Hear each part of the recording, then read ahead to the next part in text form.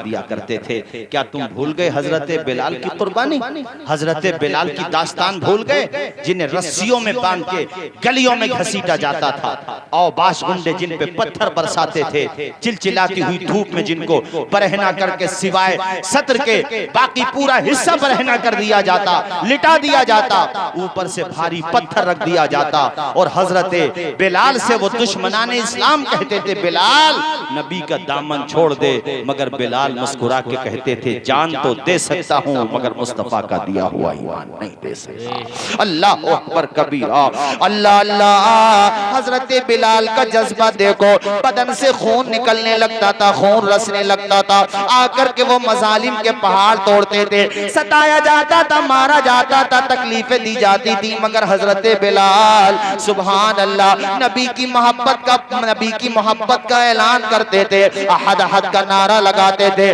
अल्लाह की तौहीद का पैगाम दिया करते थे। हजरत बिलाल दुनिया वालों से कहते थे, तू हो के तुर शुरू मुझे ईज़ा हजार दे, ये वो नशा नहीं जिसे तुरशी उतार दे। तुम सारे लोग मिलके मेरी जान तो ले सकते हो, मगर नबी का दिया हुआ ईमान, आवाज आए ईमान।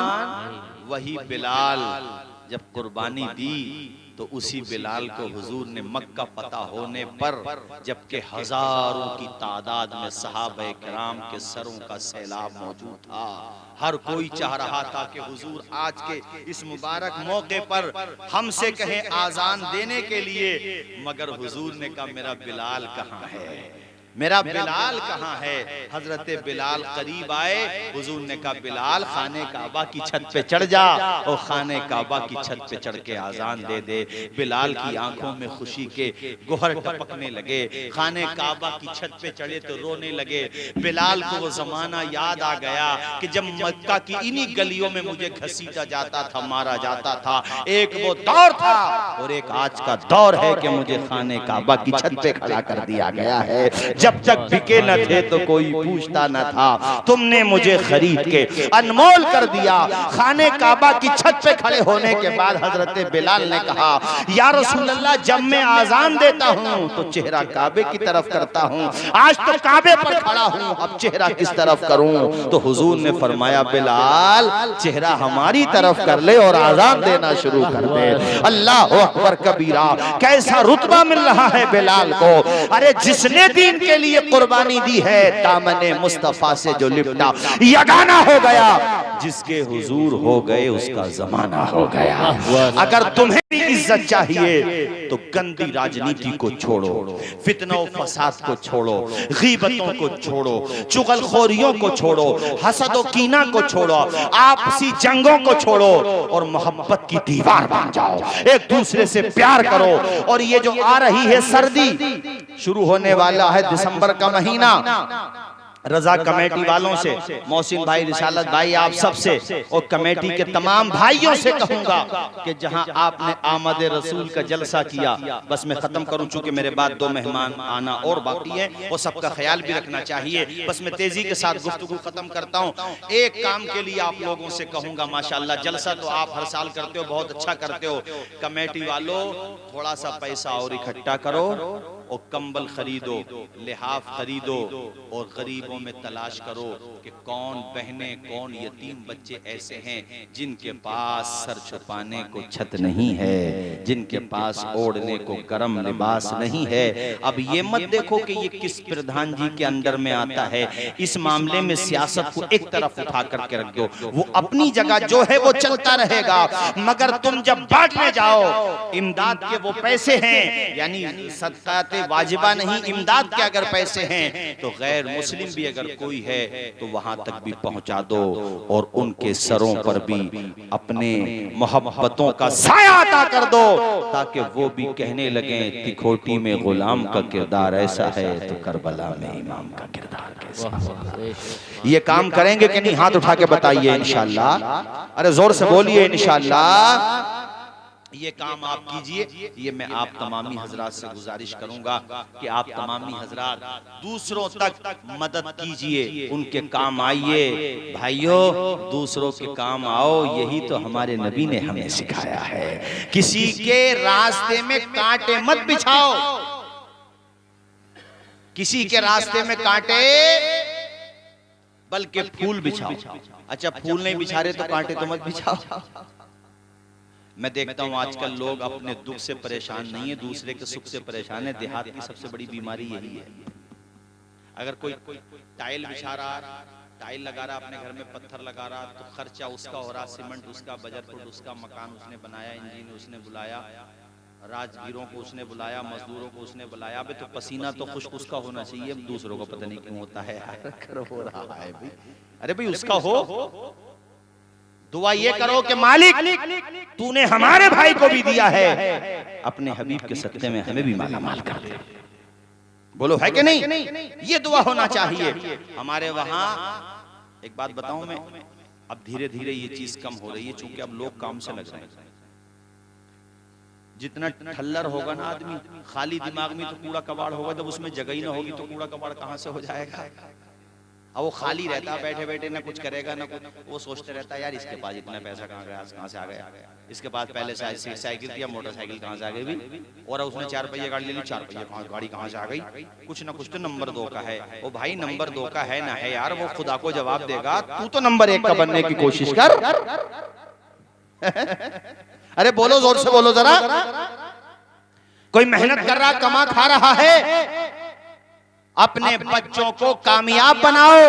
और जाते हुए मौलाना मोहसिन साहब, आखिरी बात आपकी बताई हुई और रह गई, वो ये, अपने बच्चों को पढ़ाओ, उनके हाथों में कलम।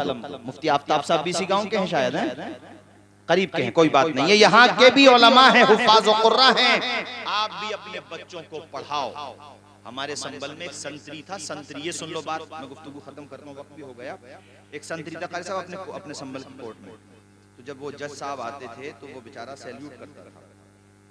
तो वो संतरी जो था उसने ये नियत की कि मैं ये चाहता हूँ कि मेरा बेटा इस कुर्सी पे बैठे जिस कुर्सी पे जज साहब बैठते हैं, यानी मेरा बेटा जज बने। उसने ये अपनी एक अपना मकसद बनाया। उसके पास एक बेटा था और उसने जो है, अपने संबल की बात है, उसने मन बना लिया पढ़ाने का। उसके रिटायरमेंट का टाइम आने वाला था, वो बूढ़ा हो गया था, उसका बेटा जवान हो गया, जज बन गया और संबल ही में जज बना। और वो दिन भी आया कि जब वो आ रहा था, कुर्सी पे बैठ रहा था और ये सेंतरी सैल्यूट मार रहा था, तो बेटे ने आकर के कदमों को चूम लिया और कहा, पिताजी जो कुछ मिला है तुम्हारी वजह से ही तो मिला है। जज्बा पैदा करो, पढ़ाने का हौसला पैदा करो। ये ना सोचो कि हम एक देहात में रहते हैं, हमारा बच्चा कैसे पढ़ेगा। अरे नियत मजबूत करो, बच्चों को पढ़ाने की नियत करो। अपना पैसा झगड़ों में बहाने की कोशिश बिल्कुल मत करो। इंसान जैसी नियत करता है वैसा ही सिला पाता है। ये सोच लो कि मेरी जमीन भी बिक जाए बेच दूंगा, मगर बच्चों को जाहिल नहीं रखूंगा, उनके हाथों में कलम दे करके जाऊंगा। जब कश्तियां लहरों से टकराती हैं, किनारे तक पहुंच ही जाती हैं। जब दाना खाक में मिलता है, गुलजार बन ही जाता है। और जब लोहे को लोहार भट्टी में सुलगाता है, वो कुंदन बन ही जाता है। मिटा दे अपनी हस्ती को अगर कुछ मर्तबा चाहे कि दाना खाक में मिलकर गुले गुलजार होता है। अभी हम कारी साहब और हम दोनों गए थे सैफनी जलसे में। हमारे संबल के मुफ्ती आजम हजरत कारी अलाउद्दीन साहब का नवासा माशाल्लाह वो प्रोफेसर बना। उसके वालिद साहब बता रहे थे कि हमारा बेटा 18 घंटे पढ़ता था। उसने नीट निकाला, और नीट के अलावा एक इम्तिहान और बता रहे थे, मेरे जहन से मिस हो रहा अभी, वो निकाला। 82,000 रुपए से सैलरी शुरू हुई और माशाल्लाह दीन भी पढ़ा। मैं ये भी कहूंगा कि ऐसा भी ना हो कि बेटा पढ़ तो बहुत गया मगर लंदन से आया, पिताजी इधर रिश्ता ढूंढे बैठे थे, वो इस हाल में आया कि एक हाथ में थैलिया दूसरी में अहलिया।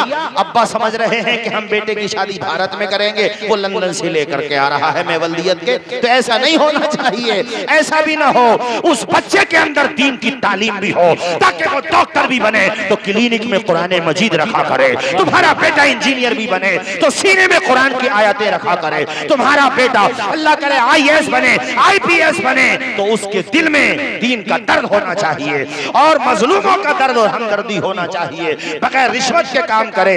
यानी अगर वो अधिकारी भी बने तो दूसरों के लिए मिसाल बने कि वाकई ये अधिकारी है जो रिश्वत नहीं लेता है, ये डॉक्टर है जो गरीबों पे दया करता है, कमजोरों की मदद करता है इस तौर पर। और पढ़ाओ अपने बच्चों को। ओ भाइयों, आखिर में महरेरा शरीफ का ये पैगाम दे करके अपनी गुफ्तगू खत्म करता हूं। आधी रोटी खाइए, बच्चों को जोर से नहीं बोलोगे, बच्चों को जितनी आवाज एक दफा बोल दो खुदा के बंदो उतनी आवाज में बच्चों को एक बच्चा पढ़ेगा, आगे बढ़ेगा, टिकोटी का नाम रोशन नहीं करेगा, अपना ठाकुर द्वारे का भी नाम रोशन करेगा, मुरादाबाद का भी नाम रोशन करेगा। APJ अब्दुल कलाम भी देहात के रहने वाले थे और वो बेचते थे अंग्रेजी में लग रहा था ताहिर भाई नाम है। हाँ, बात सही है। शुरू में मैं पहले साल आया था तो कारी साहब को तो नाम खैर याद रहते हैं, इनका हाफिज़ा बहुत अच्छा है, मगर मुझे याद नहीं था। मैं तो पता नहीं कैसे कह रहे थे नाम, मगर माशाल्लाह कोई बात नहीं, लोग मोहब्बत के हैं। गांव का नाम लेने में थोड़ी परेशानी होती है मगर इन्हें समझने में आसानी होती है। ये बड़ी मोहब्बतों के लोग हैं। अल्लाह सबको आबाद रखे। मेरे भाइयों, मेरी किसी बात से अगर तकलीफ पहुंची हो, मैं तुम्हारा भाई हूं, बुरा ना मानना। ना तो मैंने इलेक्शन लड़ने को मना किया, ना वोट मांगने को मना किया, मैंने आपस में झगड़ने को मना किया है, आपस में लड़ने को मना किया है। अब लड़ो नहीं, पैसा झगड़ों में खर्च मत करो, ये पैसा बच्चों को पढ़ाने में खर्च करो। बास गांवों में इतने पैसे उठ जाते हैं झगड़े में कि उतने पैसे में इंटर कॉलेज बन सकता है। सही बता रहा हूं मैं आपको, उतने पैसों में डिग्री कॉलेज बन सकता है। अल्लाह हम सबको शादो आबाद रखे। अपने बच्चों को पढ़ाना है, जोर से बोलिए आगे, आवाज आए आगे।